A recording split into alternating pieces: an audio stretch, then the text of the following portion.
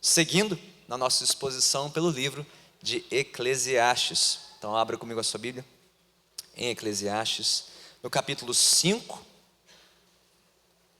Eclesiastes capítulo 5. Eu tomando a leitura de onde paramos, meu colega pastor Edilson parou domingo passado. Vamos começar em Eclesiastes 5, versículo 8. E seguiremos na leitura até o capítulo seguinte, capítulo 6, versículo 9. E tendo encontrado o texto numa postura de reverência e prontidão, vamos nos colocar de pé. Ouvimos atentamente a leitura da palavra de Deus.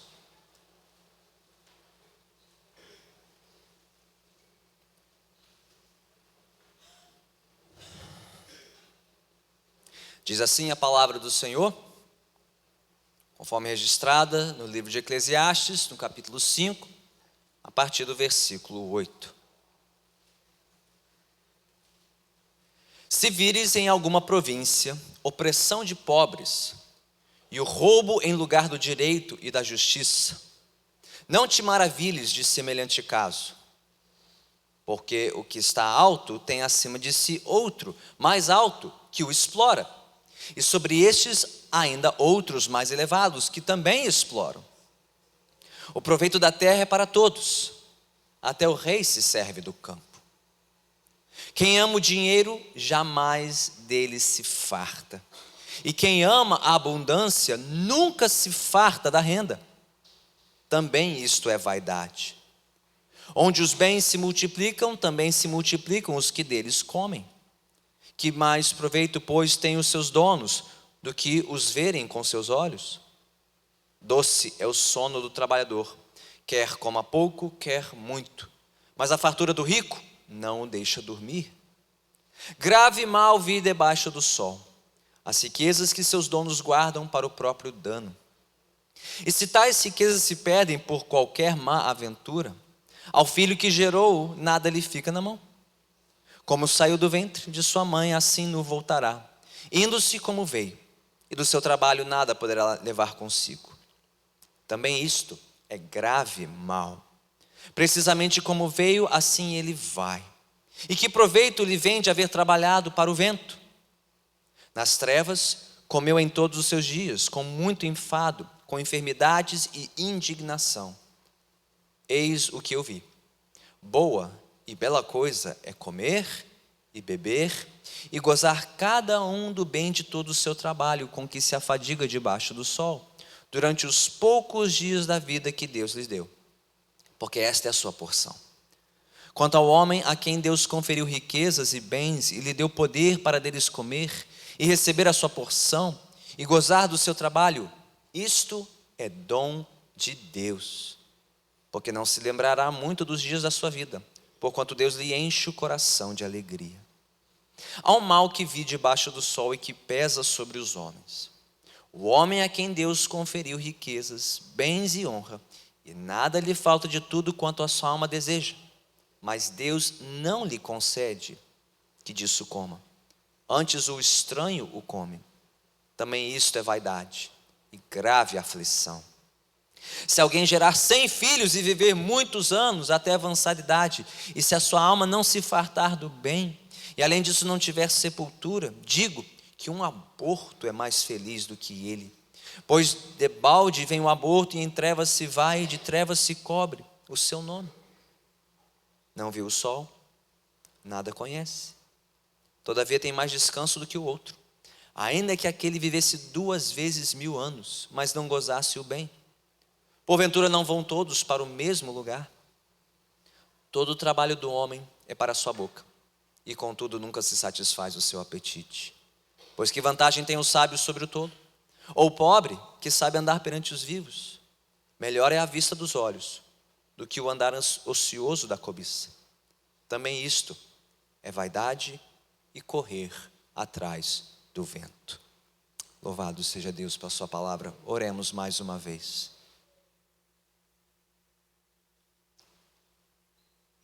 Senhor, seguramos em mãos precioso tesouro. mais valioso do que ouro, do que muito ouro depurado. A tua palavra é este tesouro e nos aponta para o maior de todos os tesouros, Cristo em nós, a esperança da glória. Senhor, faz-nos considerar o valor inestimável deste tesouro hoje, de tal forma que os tesouros passageiros deste mundo percam seu brilho e o seu encanto sobre as nossas almas. Ó Senhor, desapegue-nos deste mundo, das suas ofertas vazias e provisórias, e faze com que a nossa alma se apegue ao único e verdadeiro tesouro que dura para sempre. Faze isso, Senhor, pela tua palavra e pelo poder do teu Santo Espírito aqui presente. Fala conosco, fala com a tua igreja, fala com os teus, e que tenhamos ouvidos para ouvir tudo que o Senhor tem a nos dizer nesta manhã. Assim oramos em nome do Senhor Jesus Cristo. Amém. Podemos nos assentar.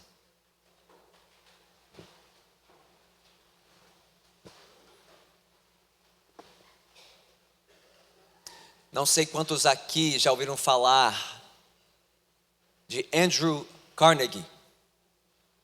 Talvez a maioria nunca tenha ouvido falar dele.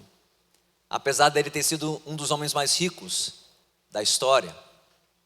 Andrew Carnegie foi um dos grandes empreendedores do século XIX, o grande magnata da indústria do aço na história dos Estados Unidos. Um homem que prosperou muito e muito cedo na vida. Mas quando ainda jovem, aos 33 anos de idade, Andrew Carnegie registrou as seguintes palavras em seu diário pessoal. Ouça bem as palavras de um jovem ricaço no seu diário, aos 33 anos de idade. O ser humano precisa de um ídolo. O acúmulo das riquezas é uma das piores espécies de idolatria. Não existe idolatria mais degradante do que o culto ao dinheiro. Em tudo que eu me dedicar, eu devo fazê-lo com um esforço incomum. Daí o cuidado em escolher a vida que mais elevará o meu caráter. Continuar por muito tempo imerso nos cuidados dos negócios e com os pensamentos ocupados em como ganhar mais dinheiro no menor tempo possível me degradará a ponto de não restar mais esperança de recuperação. Aí está a confissão sincera de um grande rico que descobriu que grande riqueza é uma grande armadilha para a nossa alma. O testemunho de Carnegie junta-se ao de muitos outros personagens na história, tanto famosos como anônimos, cujas vidas foram consumidas e destruídas pelo que mais amaram e adoraram na vida. Fosse o dinheiro, o poder, o sucesso, a fama ou os demais prazeres da vida. Mas muito tempo atrás, aliás, milênios atrás, o rei Salomão já havia alertado sobre os perigos de uma vida entregue aos prazeres deste mundo. No texto de hoje, nós ouviremos o alerta do pregador de Eclesiastes, especificamente sobre este perigo, este mal, o amor ao dinheiro, o apego às riquezas, o perigo de uma vida entregue ao acúmulo de mais riqueza. E a lição do texto é bastante simples, apesar de ser bastante confrontadora. Viver em busca das riquezas é um investimento tanto insaciável como infeliz. Então, o melhor investimento consiste em encontrar em Deus nossa maior riqueza, nossa maior felicidade, nossa maior satisfação. Como o texto nos mostra isso? Mantenha a sua Bíblia aberta, por gentileza, porque o texto está organizado de uma maneira muito especial e muito intencional. O que nós temos aqui neste texto é um quadro dentro de um outro quadro. Existem duas molduras neste texto. Eu quero mostrar para os irmãos. A primeira moldura começa e termina o texto que nós lemos. Está lá no capítulo 5, versículos 8 a 12. E volta no capítulo 6, versículos 7 a 9. A primeira moldura que mostra o investimento insaciável das riquezas. Mas dentro dessa moldura temos uma segunda moldura, menor. Está lá no capítulo 5, versículos 13 a 17, e no capítulo 6, versículos 1 a 6, que mostra o investimento infeliz das riquezas. Então, primeiro o investimento insaciável, e dentro dele o investimento infeliz das riquezas. E no miolo, no texto que restou, capítulo 5, versículos 18 a 20, nós temos o investimento supremo, da satisfação e da felicidade em Deus, a fonte da nossa plena riqueza. Então, entendendo como o autor estruturou este texto, vamos olhar para cada porção dele. Vamos começar pela primeira parte, o investimento insaciável nas riquezas. Como o texto começa? Olhe lá comigo no capítulo 5, versículo 8. Qual o retrato inicial que temos aqui? É de um pobre, sendo oprimido, sendo privado dos seus direitos, por todo um sistema de governo, uma burocracia que lhe sugam os recursos. Te faz lembrar de algum país em que eu e você vivemos? Sua familiar? Se vires em alguma província, opressão de pobres e o roubo em lugar do direito e da justiça, não te maravilhes de semelhante caso. Porque o que está alto tem acima de si outro mais alto que o explore, e sobre estes ainda há outros mais elevados que também exploram. A ideia aqui é de uma pirâmide social corrupta, em que os mais elevados, os que estão por cima, estão sempre explorando e roubando e sugando quem está abaixo de si. E o que está abaixo faz a mesma coisa com quem está por baixo, e por baixo até que você chegue à base da pirâmide. Os mais explorados, os mais roubados, os mais injustiçados pelas autoridades. E como não há ninguém abaixo dos mais pobres, que é a base desta pirâmide, eles não têm quem explorar, a não ser serem explorados pelos seus exploradores. E talvez você pense, melhor acabar com tudo isso, acabar com essa história de governo, de autoridade, de burocracia, jogar tudo para o ar, melhor anarquia do que um péssimo governo. Calma. Alguns pensam assim. Mas Eclesiastes oferece uma alternativa no versículo 9. Diz que o proveito da terra é para todos e que até o rei se serve do campo. A ideia aqui é que melhor fosse ter um rei justo, alguém que governe bem a terra, que saiba conduzir os assuntos da nação para o bem do povo, pelo bem do povo e não apenas em benefício próprio. Que não se aproveite do fruto do suor, do trabalho dos homens para viajar mais, comer mais, beber mais, enriquecer mais. Mas alguém que realmente se importe com o povo que governa. Pastor, a Bíblia ensina isso? Sim, ensina isso. E deseja isso. E nos chama a orarmos por isso. Você sabia disso? O apóstolo Paulo, na sua primeira carta a Timóteo, no capítulo 2, versículos 3 a 4, diz que nós devemos orar por todos os homens, especialmente pelos que estão em autoridade, pelos nossos reis, pelos nossos governantes, para que tenhamos vida tranquila e pacífica e possamos viver com toda dignidade. Eu me pergunto, se nós não temos governantes assim, se não temos pessoas que governem pelo bem do povo, para o povo, será que estamos orando pelos nossos governantes? Se não temos orado por isso? Temos pedido ao Senhor que Ele levante pessoas melhores, mais competentes, para conduzir os afazeres da nação?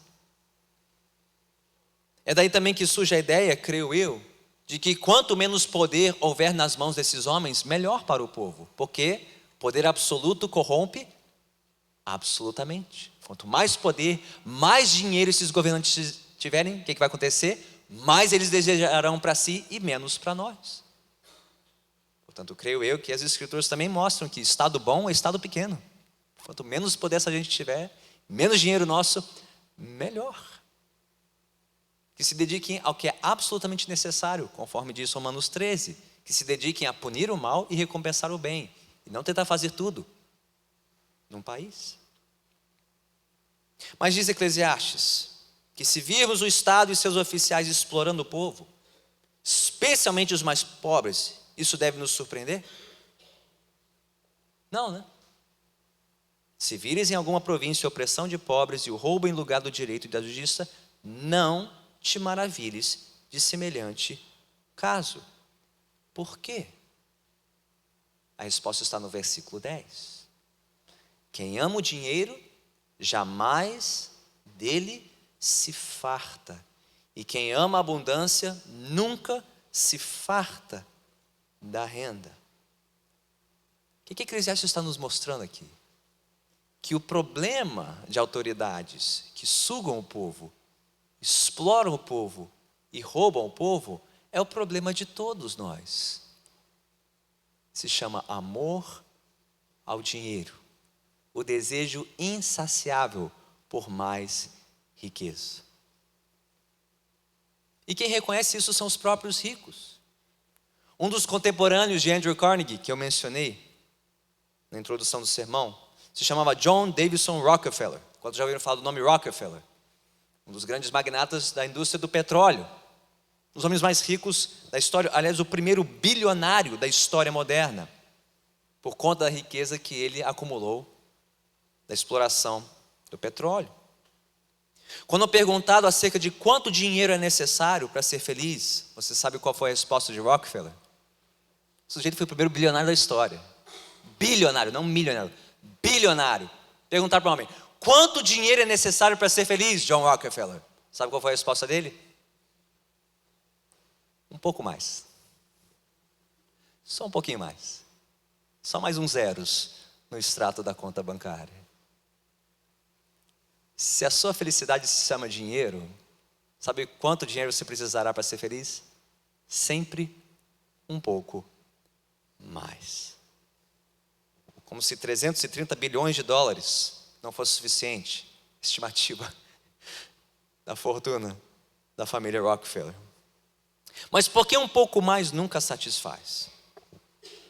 Porque este é um investimento insaciável. Eclesiastes diz logo em seguida, versículo 11: onde os bens se multiplicam, também se multiplicam os que deles comem. Que mais proveito, pois, têm os seus donos do que os verem com seus olhos? Ou seja, onde a riqueza cresce, crescem os que sugam essas riquezas. Seja na forma de dependentes, de herdeiros, cuidadores, gestores, administradores dessas riquezas. E não se esqueça do próprio governo, que sempre quer a sua fatia. E uma fatia cada vez maior. Quanto mais riqueza você tem, maior será a bocada do leão. Tem mais de um leão que ruge ao derredor, que procura devorar, não é só o diabo. É o leão que mordeu no 31 de maio, anteontem também. Ele também é insaciável e procura quem devorar. Mas diz mais o versículo 12. Doce é o sono do trabalhador, quer coma pouco, quer muito, mas a fartura do rico não o deixa dormir. Olha que coisa irônica. O que tem pouco, o que trabalha com as próprias mãos, o que vive do pão de cada dia, ele não tem com o que se preocupar, a não ser acordar, trabalhar, dormir e começar de novo o dia seguinte, não é verdade? O rico não. Esse não consegue dormir. Não consegue descansar, porque está sempre preocupado com o que já acumulou. O que vai fazer com o que acumulou? Como proteger isso? Como guardar isso? Para quem isso vai ficar? Em quem ele vai confiar quando ele não puder mais gerir as suas riquezas? Veja a intranquilidade dos ricos, diz Eclesiastes.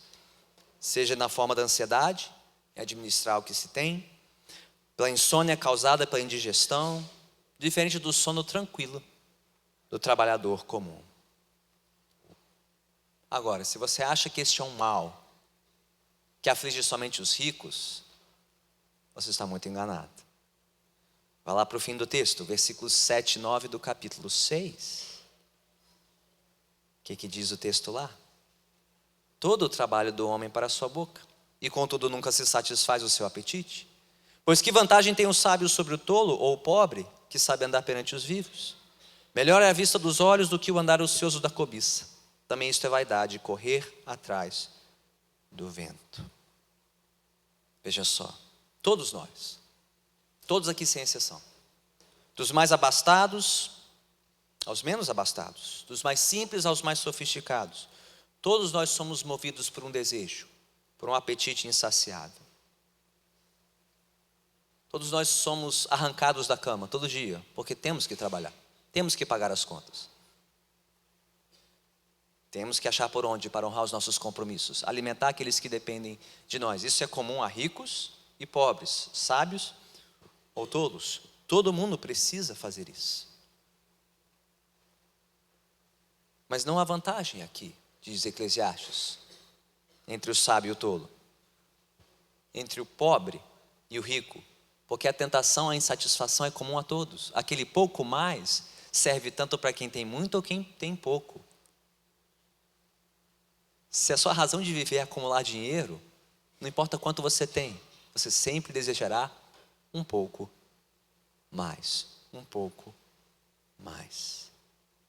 Por isso que Eclesiastes conclui que o melhor é contentar-se com o que temos perante os nossos olhos, do que vivemos sonhando com o que não temos. Ao contrário, nada fará sentido. Gente, aqui é uma lição importantíssima para nós. Nós que vivemos quase 3.000 anos depois de Salomão. Ele escreveu isso 3.000 anos atrás. E não descreve exatamente o nosso tempo? Exatamente a nossa sociedade? Exatamente as tentações da nossa sociedade? Afinal, somos herdeiros das revoluções industrial, tecnológica, digital. Nós somos responsáveis pelo período de maior riqueza da história da humanidade. Nunca produzimos tanto. Nunca geramos tanta riqueza. Nunca acumulamos tanto, nunca gastamos tanto. Nunca produzimos e geramos tanta riqueza. E ao mesmo tempo, nunca nos sentimos tão vazios. Não tem algo de estranho nisso? Um povo que nunca teve tantos recursos para cuidar da sua saúde, da sua beleza, retardar o envelhecimento, contratar seguros de vida e de saúde e disso e daquilo. Nunca tivemos tanto e nunca se ouviu tanto em síndrome de pânico, crise de ansiedade, depressão, toda a horda de doenças psicológicas, traumas de quem tem tudo para o corpo e a alma vazia. Esse é o paradoxo da nossa época. Nunca tivemos tanto, nunca geramos tanto, nunca acumulamos tanto e nunca nos sentimos tão vazios.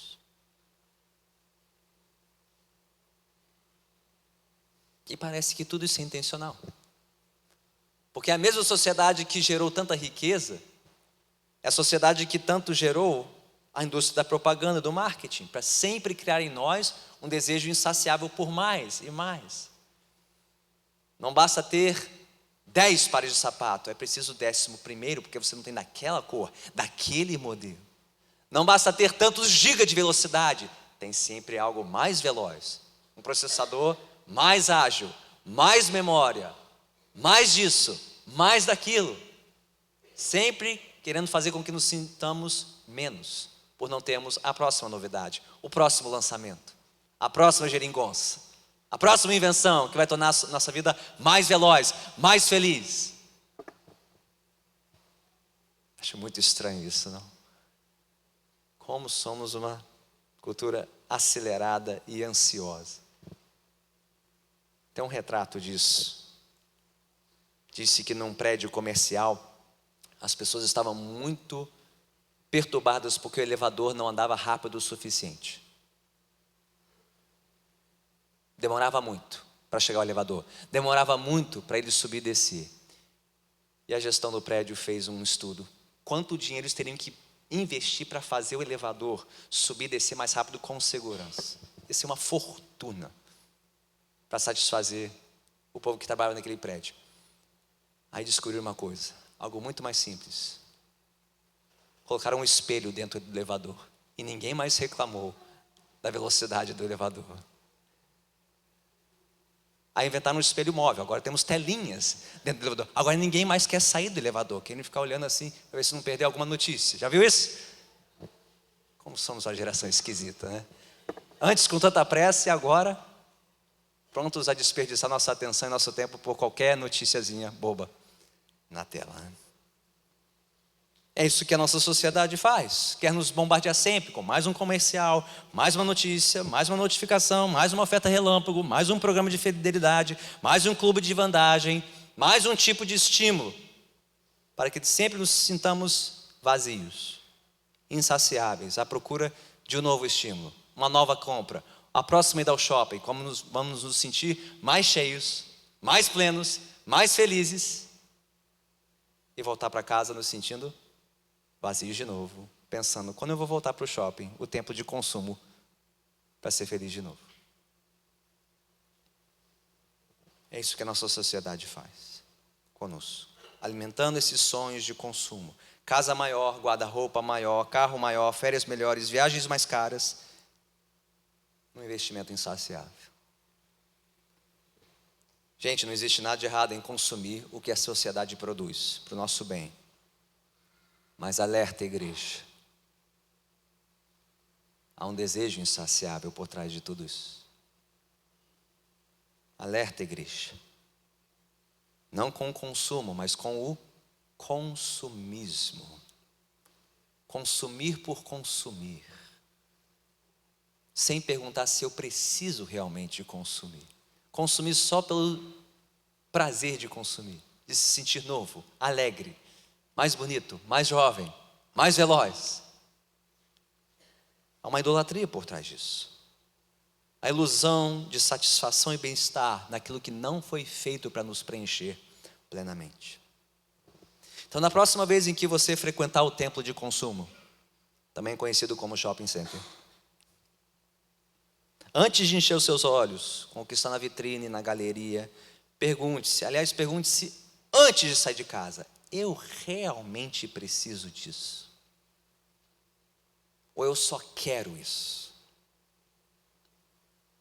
É uma vontade apenas sentida ou necessária? Ou da próxima vez em que você estiver passando os seus olhos pelo catálogo online, passando o dedinho na telinha, seu aparelho de celular, pergunte-se, o quanto eu estou sendo despertado, ou até mesmo manipulado, para viver descontente com o que eu tenho, descontente com quem eu sou, minha aparência, meus bens, meu padrão de vida. O quanto eu estou sendo manipulado e chantageado por uma indústria, para pensar menos do que eu sou, e menos do que eu tenho, só para consumir mais e mais e mais. Quanto estamos consumindo pelo simples hábito de consumir, achando que quanto mais eu consumo, mais feliz eu serei. Igreja, alerta. Salomão já nos alertou há 3.000 anos. A riqueza é um desejo insaciável. Se a sua razão de viver se chama dinheiro, você nunca será feliz, porque você nunca terá o suficiente. É sempre um pouco mais. Mas não é só isso, diz Eclesiastes. Não é apenas um investimento insaciável. É também um investimento infeliz. Vamos seguir no texto. Versículo 13. Olha só. Versículo 13 do capítulo 5. Grave mal vi debaixo do sol as riquezas que seus donos guardam para o próprio dano. Como assim? Versículo 14. E se tais riquezas se perdem por qualquer má aventura, ao filho que gerou, nada lhe fica na mão. Por que a riqueza é um investimento infeliz? Porque elas podem se perder num instante, num mau negócio, num mau investimento, numa má parceria, numa má sociedade, numa falência imprevista, uma crise que ninguém viu, sem deixar absolutamente nada para a geração seguinte. E mais, versículos 15 e 16. Como saiu do ventre de sua mãe, assim não voltará, indo-se como veio, e do seu trabalho nada poderá levar consigo. Também isso é grave e mal, precisamente como veio, assim ele vai, e que proveito lhe vem de haver trabalhado para o vento. Por que a riqueza é um investimento infeliz? Não só porque é um investimento incerto, você pode ter hoje e não ter amanhã, mas porque chegará um dia quando você não terá mais nada. Assim como você chegou no mundo, você sai dele. Você não trouxe nada e você leva nada. Conta essa história de uma senhora muito próspera. No seu velório, muitos parentes cobiçosos, gananciosos, estavam perguntando uns aos outros: quanto ela deixou para trás? E aí, quanto ela deixou? Até que finalmente um parente sábio disse: eu sei quanto ela deixou. É? Nos diga, quanto ela deixou? Tudo. Deixou tudo. Ponto final. Deixou tudo e levou nada. Então de que adianta guardar muito, se no final você tem que deixar tudo para trás? De que adianta passar a vida toda lutando para acumular riqueza, a um alto custo pessoal, somente para deixar tudo para trás no final da vida? É isso que diz o versículo 17. Nas trevas, comeu em todos os seus dias, com muito enfado, com enfermidades e com indignação. Mas diz mais. Avance comigo para o capítulo 6, versículos 1 e 2. Há um mal que vi debaixo do sol e que pesa sobre os homens. O homem a quem Deus conferiu riquezas, bens e honra, e nada lhe falta de tudo quanto a sua alma deseja, mas Deus não lhe concede que disso coma. Antes o estranho o come. Também isto é vaidade e grave aflição. Gente, mesmo que a morte tarde em vir, que alguém possa viver uma longa vida com muitos herdeiros, se Deus não nos conceder satisfação no nosso trabalho e o fruto do nosso trabalho, a nossa vida será uma tremenda infelicidade. Aliás, Eclesiastes se torna bem real agora, bem confrontador, nas próximas imagens, versículos 3 a 6, olha comigo. Se alguém gerar 100 filhos e viver muitos anos até avançada idade, e se a sua alma não se fartar do bem, e além disso não tiver sepultura, digo que um aborto é mais feliz do que ele. É isso mesmo? Salomão está dizendo que a criança que já nasce morta, sem um enterro digno, que parte em trevas, tem sorte melhor do que quem vive vida longa, com muitos herdeiros, mas que não consegue desfrutar da sua riqueza? É isso mesmo. Essa é a verdade nua e crua, versículo 4. Pois debalde vem o aborto e em trevas se vai, de trevas se cobre o seu nome. Não viu o sol, nada conhece, todavia tem mais descanso do que o outro. Ainda que aquele vivesse 2 vezes 1000 anos, mas não gozasse o bem. Porventura não vão todos para o mesmo lugar? Gente, tem algo mais terrível do que uma criança gerada no ventre, mas que não vem à luz. Dor mais profunda do que nunca segurar nos braços um recém-nascido, gerado com tanto amor. Diz Eclesiastes que sim, tem coisa pior que isso. É viver uma vida inteira e longa somente para aquilo que passa e não tem valor. Pior que a tragédia de uma criança que não chega a ver a luz do dia é a tragédia de alguém que vê muitos anos de vida mas vive para aquilo que não traz felicidade alguma. Vive somente para si e para os seus bens, e para mais nada. Irmãos e irmãs, os alertas de Eclesiastes não poderiam ser mais claros, não é verdade? Investir a sua vida na busca do acúmulo de riquezas é um investimento tanto insaciável como infeliz. E pior, tem gente na igreja que diz que isso é cristianismo. Olha a maluquice. Que fez da fé cristã um meio somente de ganhar mais dinheiro, mais riqueza, mais prosperidade, mais infelicidade, mais miséria. Ter tudo que este mundo deseja e ter a alma vazia. E com isso o próprio Senhor Jesus concordaria. Jesus disse isso. Está lá em Lucas capítulo 12, versículo 15. A vida não consiste da quantidade dos nossos bens. Está lá para todos verem, lerem e ouvirem.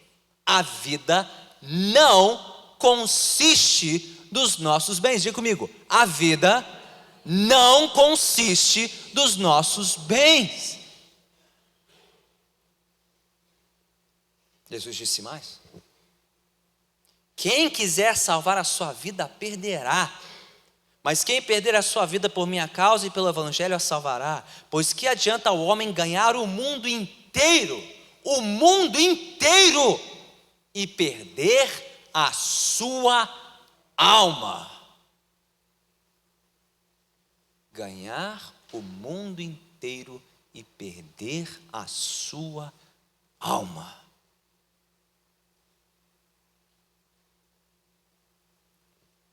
Você ainda se lembra da parábola do semeador? E dos solos diferentes onde a semente caiu? E qual foi aquela semente que foi sufocada pelos espinhos? Foi sufocada pelo engano das riquezas e as preocupações deste mundo. Perigo, igreja. Que mal pode fazer viver para as riquezas? Elas podem sufocar a semente do evangelho em nossos corações. Elas podem nos enganar com uma riqueza que passa, que fica para trás. Fazer com que percamos de vista a principal riqueza de todas, que é o reino de Deus em nós.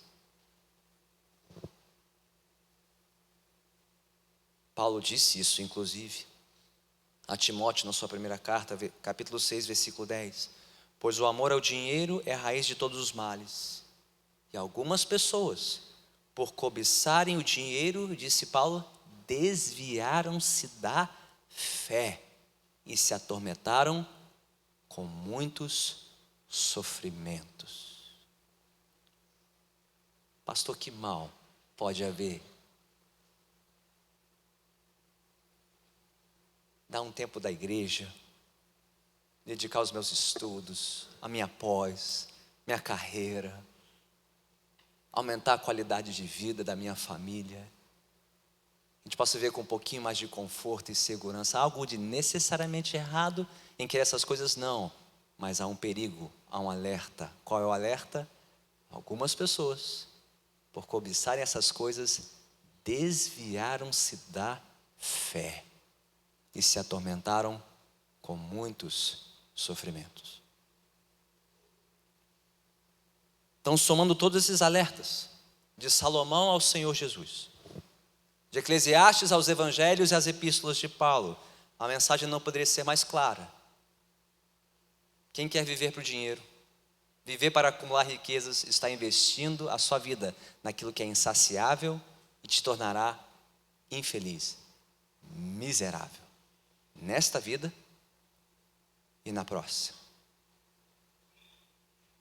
Então resta a pergunta: onde eu vou encontrar a verdadeira felicidade? Eclesiastes nos diz, olhe comigo para o capítulo 5, versículos 18 a 20. A conclusão do argumento, o retrato central, cercado por essas molduras. Onde se encontra a verdadeira satisfação? e a verdadeira felicidade, capítulo 5, versículos 18 a 20. Eis o que eu vi.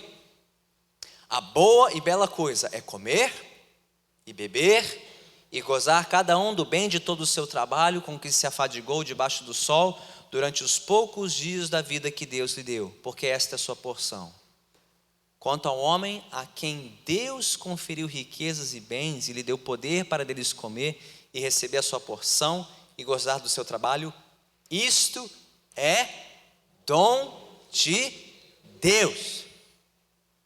Porque não se lembrará muito dos dias da sua vida, porquanto Deus lhe enche o coração de alegria. Gente, a conclusão é simples. Se nada neste mundo é capaz de saciar a minha alma, então eu não fui criado para encontrar minha felicidade neste mundo. Não é isso que Eclesiastes está dizendo capítulo após capítulo após capítulo? Eu corro, eu busco, eu luto, eu trabalho, eu acumulo e no final eu estou vazio. Qual é a conclusão? Nada neste mundo vai te tornar feliz, porque Deus não criou este mundo para te tornar feliz. Porque se você está procurando sua felicidade na criação, longe do Criador, você nunca será feliz.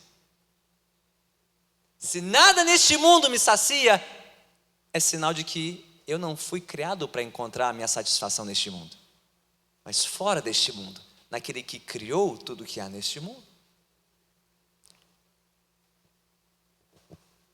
Então a satisfação e a felicidade plena nesta vida não vem do nosso trabalho, o mais importante que ele seja. Não vem do nosso esforço, não vem da nossa prosperidade. É pura graça de Deus. É dom de Deus. Não importa onde você mora, onde você trabalha, em que ramo, com que salário, qual o seu CEP, seu endereço, não importa. Você pode viver longe, perto, no melhor, no pior dos países.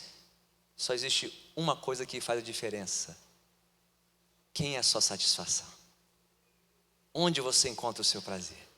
Se não for no Senhor, você não encontrará isso em lugar algum. Você pode viajar o mundo, mudar de ramo, mudar de empresa, quantas vezes você quiser, e se a sua alma não pousar em Deus e somente nele, você jamais será feliz. Alegria plena, profunda e perpétua, só na presença de Deus. Só naquilo que Ele nos dá para nossa satisfação. Seja pouco, seja muito. Viu que Eclesiastes não definiu aqui a cifra? Quanto eu preciso para ser feliz? Qual é a resposta de Eclesiastes? O que Deus te der. O que Deus te der. Se for mais, se for menos, se for muito, pouco, não importa. Mas se você se contentar em Deus e no que Ele te der, você será pleno e feliz. Não importa a sua função, sua ocupação, sua remuneração. O que importa é onde está o seu coração. Onde estiver o seu tesouro, ali também estará o seu coração.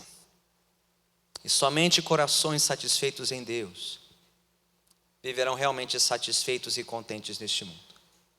E livres para desfrutar do que Deus nos der, pela sua graça e para a sua glória. Como bem resumiu o magnata Andrew Carnegie, o ser humano precisa de um ídolo.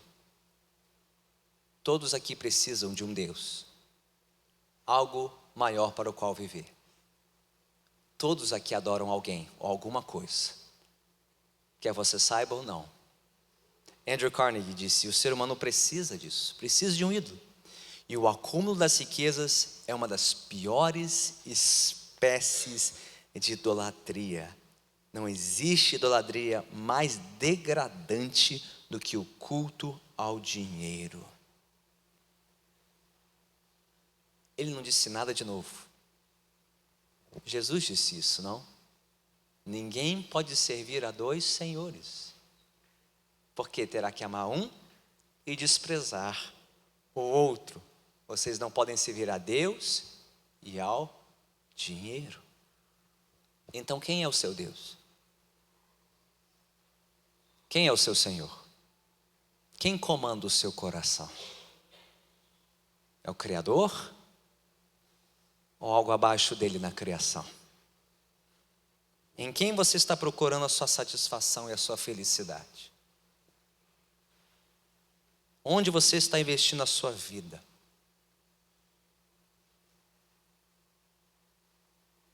Nas riquezas?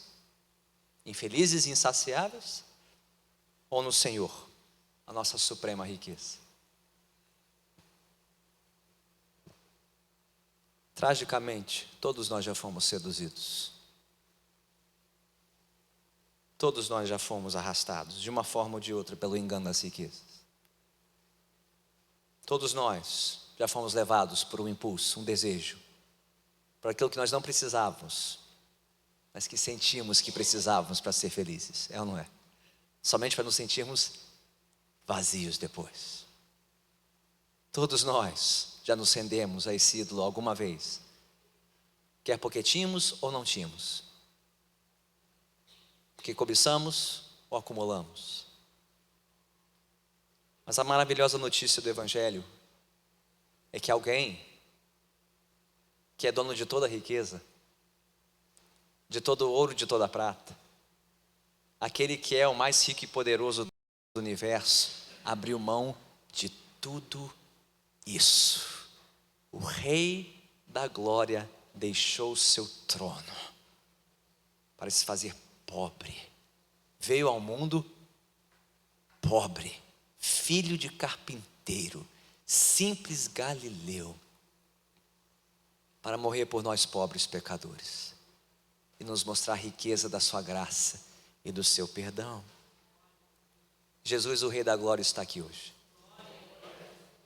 Ele veio nos perdoar todas as vezes em que corremos atrás do vento, corremos atrás daquilo que nos fará eternamente infelizes. Ele está aqui para nos perdoar de novo, mas Ele também está aqui para nos libertar do apego a este mundo, nos libertar do amor ao dinheiro, nos libertar dessa escravidão espiritual e nos fazer verdadeiramente felizes nele e nele somente. Vamos ao Senhor Jesus, oremos então.